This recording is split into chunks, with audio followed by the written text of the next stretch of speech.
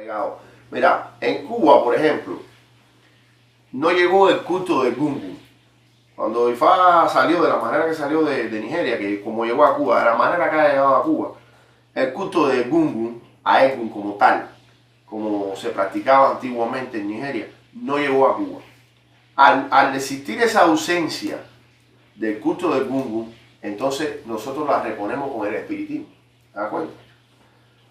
Ahora bien, actualmente tú vas a hacer cualquier cosa con Egun y la teja prácticamente tiene un fundamento mayor que lo que sería, pues, los pachanes. Si tú vas a cualquier escritura de esta de tratado de Egun, vas a ver que esta cosa sencilla, que es lo que nosotros usamos para llamar a Egun dando golpes en el suelo, tiene más fundamento incluso que la teja. Pues la teja, acuérdate que es occidental, es algo que sí es barro, pero es occidente, ¿sabes? Es una teja para poner en un techo. Si tú vas a la escritura de Ifá, inclusive eso está en Obarajwani, de cómo en Obarajwani, a Babalao que lo incriminaron dentro de lo que era un proceso judicial por la muerte de una persona, lo incriminaron que él era el culpable. Y cómo cómo él pudo manifestar delante de la sociedad que él no era el culpable, sencillamente haciendo el voz y llamando a Egun con esto. Es quiere decir que los cujis, los pachanes, tienen más fundamento religioso que la teja. Ahora bien, eso se fue perdiendo. Como ha pasado muchas cosas, se fue perdiendo, se fue perdiendo. Inclusive eso tiene su ceremonia para prepararlo, come diferentes cosas. Pero hoy en día, este tipo de prácticas, estoy hablando de Cuba, se han ido perdiendo al punto de que se han ido creando otras cosas. Yo te digo algo, esta religión no requiere de ningún fetichismo, porque una religión que es una energía espiritual que existe. Si tú puedes llamar aquí a él con un plato y darle a comer en un plato, o arriba una piedra, y si tú sabes llamarlo, si tú sabes rezar y sabes los cantos, para que esa energía espiritual venga, viene, ya sea en una piedra, en una teja. Pero el tema no es ese, el tema es que entonces nosotros le damos más importancia al fetichismo ese que a lo que en un momento determinado pudo ser originalmente como se manifestaba eso. Por ejemplo, este tema de los cujis, cuando tú, por ejemplo, le das de comer a Egun, vamos a suponer una carnera, y en la escritura está ahí, tú lo vas a ver, que dice que tú necesitas los cujis.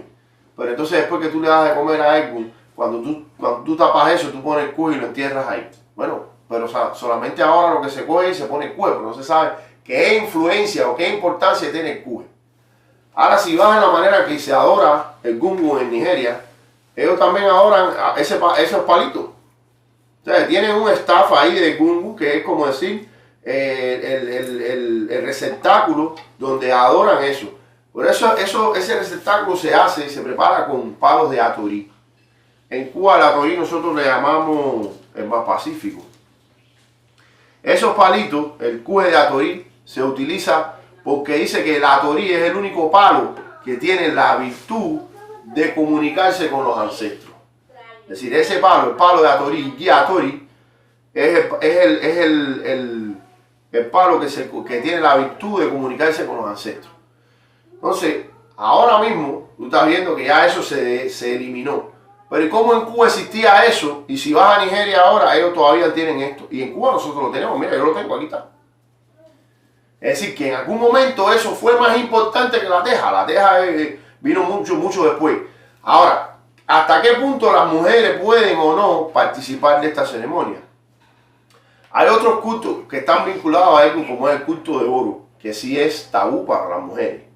Si el culto de oro es tabú para las mujeres, ninguna mujer puede ver oro, ni oro puede verlo a ella.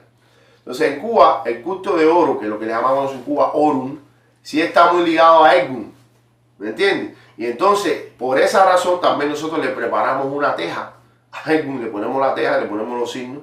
Entonces, prácticamente un babalao cuando tiene oro, ya entonces dice que él le va a dar de comer. Una cosa es Egun y otra cosa es oro. Entiéndase Egun, no es el Egun de Francisco, ni el Egun de Tajosé, Egun como orisha ancestral, porque inclusive en Nigeria Egun, el gungun o Egun es un orisha, es el orisha de los ancestros. En Occidente nosotros no lo vemos así. En Occidente lo vemos como Egun, como el muerto de fulanito, el muerto de ciclanito, el muerto de...